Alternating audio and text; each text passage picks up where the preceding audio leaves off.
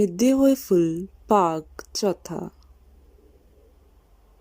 ਮੈਂ ਹਸਪਤਾਲ ਜਾਣ ਲਈ ਤਿਆਰ ਹੋਇਆ, ਪਰ ਮਹਿੰਦਰਾ ਇਸ ਸੁਝੈਣ ਦੇ ਹੁੰਦਿਆਂ ਘਰ ਵਿੱਚ ਇਕੱਲੀ ਰਹਿਣ ਨੂੰ ਰਾਜ਼ੀ ਨਹੀਂ ਸੀ। ਮੈਂ ਅਜਬ ਬਿਪਤਾ ਵਿੱਚ ਫਸ ਗਿਆ, ਪਰ ਜਾਣਾ ਵੀ ਤਾਂ ਜ਼ਰੂਰੀ ਸੀ। ਮਹਿੰਦਰਾ ਨੂੰ ਸਮਝਾ ਬੁਝਾ ਕੇ ਬਾਹਰਲੇ ਬੂਹੇ ਦਾ ਕੁੰਡਾ ਮਾਰ ਕੇ ਮੈਂ ਹਸਪਤਾਲ ਤੁਰ ਪਿਆ।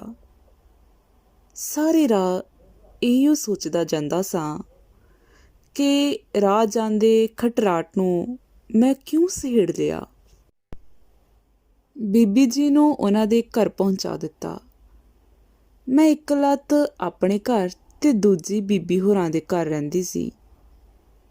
ਇਹੋ ਹਾਲਾਤ ਵਿਚਾਰੀ ਘਰਵਾਲੀ ਦੀ ਸੀ। ਹੱਟੀ ਖੋਲ੍ਹਿਆਂ ਕਈ ਦਿਨ ਹੋ ਗਏ ਸਨ। ਬੀਬੀ ਹੋਰਾਂ ਦੀ ਬਿਮਾਰੀ ਵਿੱਚ ਕੋਈ ਫਰਕ ਨਹੀਂ ਸੀ ਪਿਆ। ਗਿਆਨੀ ਹੋਰੀ ਅਜੇ ਆਏ ਨਹੀਂ ਸਨ। ਸ਼ੁਦੈਣ ਦੀ ਹਾਲਤ ਭਾਵੇਂ ਉਸੇ ਤਰ੍ਹਾਂ ਸੀ, ਪਰ ਹੁਣ ਸਾਨੂੰ ਉਸ ਪਾਸੋਂ ਕਿਸੇ ਕਿਸਮ ਦਾ ਖਤਰਾ ਨਹੀਂ ਸੀ। ਮਹਿੰਦਰਾ ਹੁਣ ਕਾਕੇ ਨੂੰ ਖੁਸ਼ੀ-ਖੁਸ਼ੀ ਉਸ ਦੇ ਹਵਾਲੇ ਕਰ ਦਿੰਦੀ ਸੀ। ਉਸਨੂੰ ਜਿੱਧਰ ਤੋਰੀਏ, ਜੋ ਕੰਮ ਕਹੀਏ, ਝੱਟ ਕਰ ਦਿੰਦੀ ਸੀ। ਪਰ ਇੱਕੋ ਹੀ ਘਾਟਾ ਸੀ ਕਿ ਬੋਲਦੀ ਨਹੀਂ ਸੀ।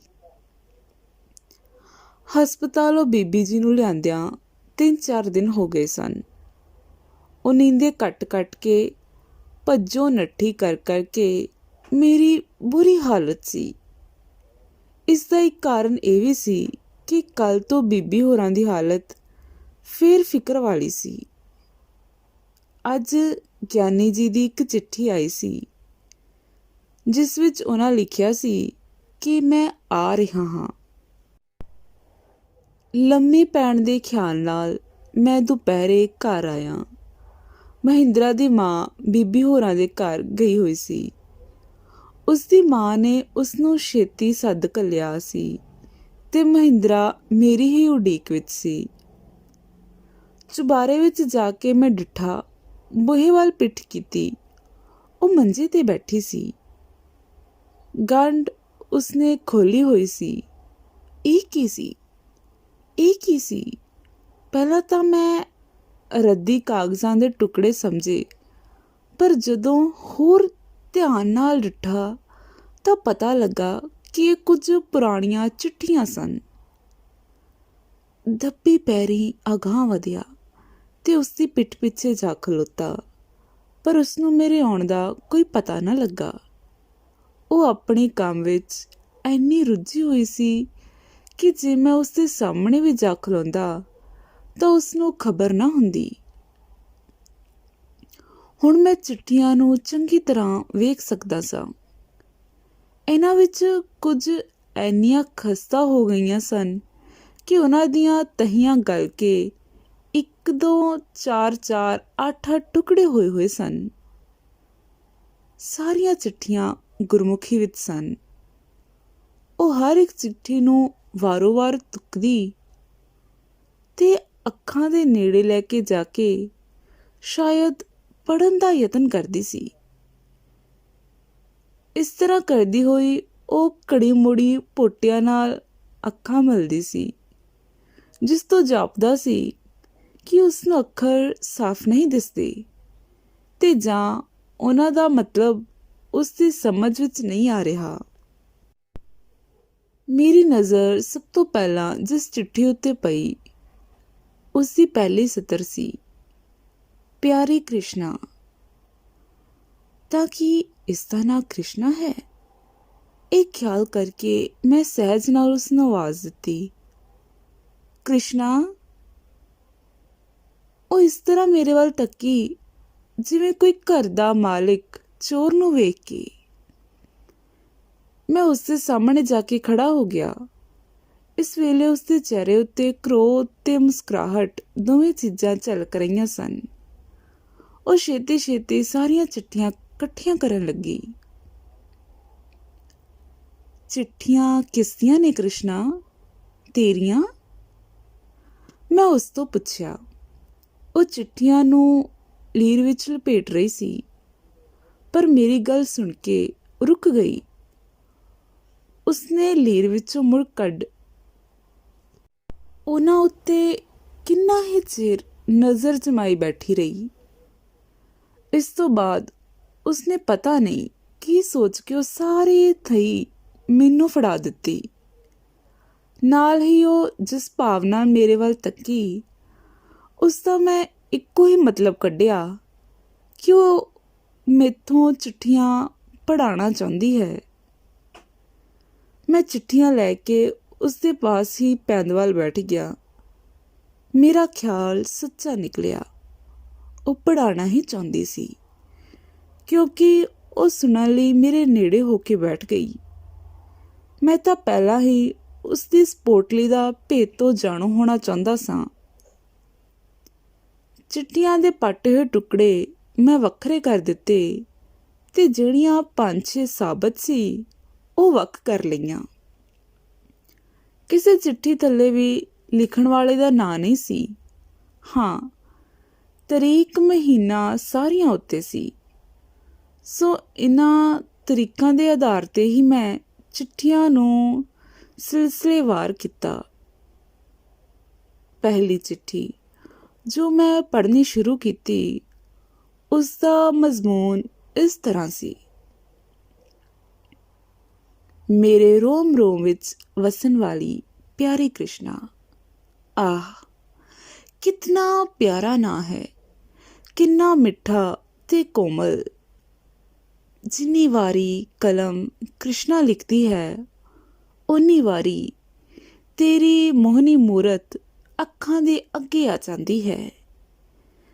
ਤੇਰੇ ਮਨਮੋਹਣੇ ਨੈਣ, ਤੇਰਾ ਖਿੜਵਾਂ ਮੁਖੜਾ, ਤੇਰੀਆਂ ਪਾਗਲ ਬਣਾ ਦੇਣ ਵਾਲੀਆਂ ਅਦਾਵਾਂ ਤੇ ਤੇਰੀ ਕਟੀਲੀ ਮੁਸਕਰਾਹਟ ਮੇਰੇ ਦਿਲ ਵਿੱਚ ਪ੍ਰੇਮ ਦਾ ਹੜ੍ਹ ਲੈ ਆਉਂਦੀਆਂ ਹਨ।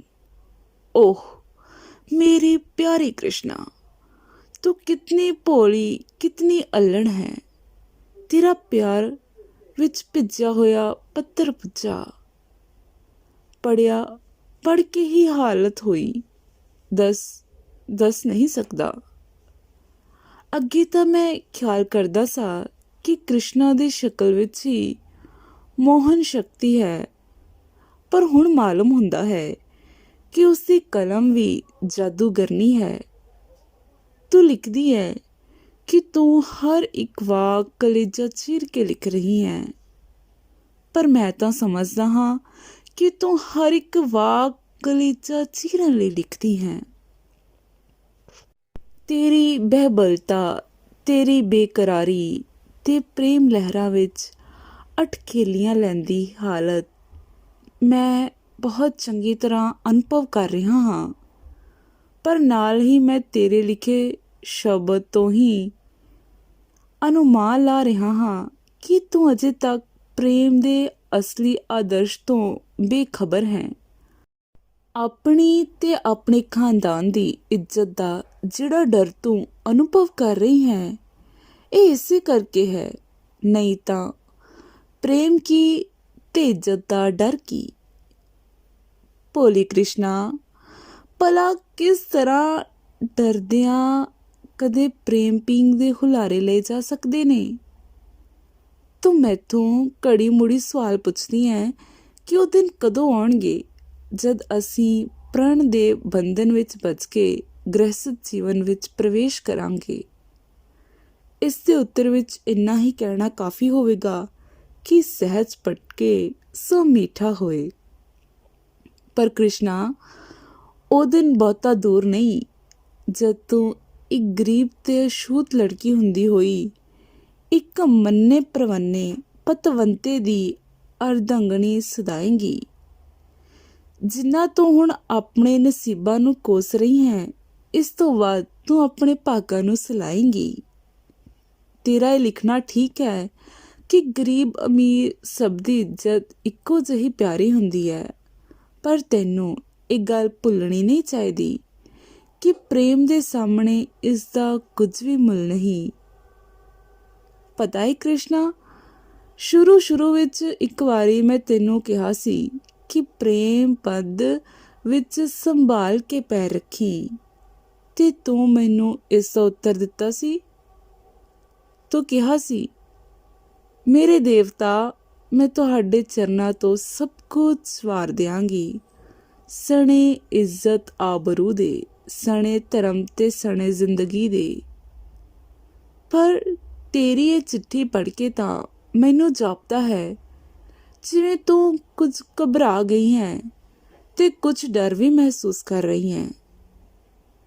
ਮੈਂ ਬਹੁਤ ਛੇਤੀ ਕਿਸੇ ਨਾ ਕਿਸੇ ਬਹਾਨੇ ਆਵਾਂਗਾ, ਸ਼ਾਇਦ ਅਗਲੇ ਹਫ਼ਤੇ ਹੀ। ਤੇਰਾ ਸ਼ਦਾਈ। ਚਿੱਠੀ ਸਮਾਪਤ ਕਰਨ ਤੋਂ ਬਾਅਦ ਜਦ ਮੇਰੀ ਨਜ਼ਰ ਉਸ ਦੈਣ ਉੱਤੇ ਪਈ ਤਾਂ ਮੈਂ ਡਿੱਠਾ, ਉਸਦਾ ਚਿਹਰਾ ਸੇਈਓਂ ਵਾਂਗ ਚਮਕ ਰਿਹਾ ਸੀ। ਉਹ ਆਪੇ ਤੋਂ ਬਾਹਰ ਹੋ ਗਈ ਸੀ। ਉਹ ਆਪਣੇ ਹੱਥ ਮਰੋੜ ਰਹੀ ਸੀ ਤੇ ਕੁਝ ਅਜਿਹੇ ਡਰਾਉਣੇ ਢੰਗ ਨਾਲ ਹੱਸ ਰਹੀ ਸੀ ਜਿਸ ਦਾ ਵਰਣਨ ਕਰਨਾ ਹੀ ਔਖਾ ਏ। ਫਿਰ ਉਸਨੇ ਅੱਖਾਂ ਬੰਦ ਕਰ ਲਈਆਂ ਤੇ ਮਸਤੀ ਵਿੱਚ ਝੂਮਣ ਲੱਗ ਪਈ। ਝੂਠ ਕਿਉਂ ਕਹਾਂ, ਇਸ ਚਿੱਠੀ ਵਿੱਚੋਂ ਖੁਦ ਮੈਨੂੰ ਹੀ ਇੰਨਾ ਸਵਾਦ ਆਇਆ ਕਿ ਇੱਕ ਵਾਰੀ ਆਪਣੀ ਜਵਾਨੀ ਵੇਲੇ ਦੇ ਕਈ ਸੁਨਹਿਰੇ ਸੁਪਨੇ ਮੇਰੀਆਂ ਅੱਖਾਂ ਅੱਗੇ ਘੁੰਮ ਆਏ। ਦੂਸਰੀ ਚਿੱਠੀ ਚੁੱਕਦਿਆਂ ਮੈਂ ਉਸਨੂੰ ਕਿਹਾ, ਕ੍ਰਿਸ਼ਨਾ, ਲੈ ਸੁਣ ਦੂਸਰੀ ਚਿੱਠੀ। ਇਸ ਤੋਂ ਅੱਗੇ ਦੀ ਕਹਾਣੀ ਤੁਸੀਂ ਸੁਣੋਗੇ ਭਾਗ 5 ਵਿੱਚ। ਧੰਨਵਾਦ ਜੀ।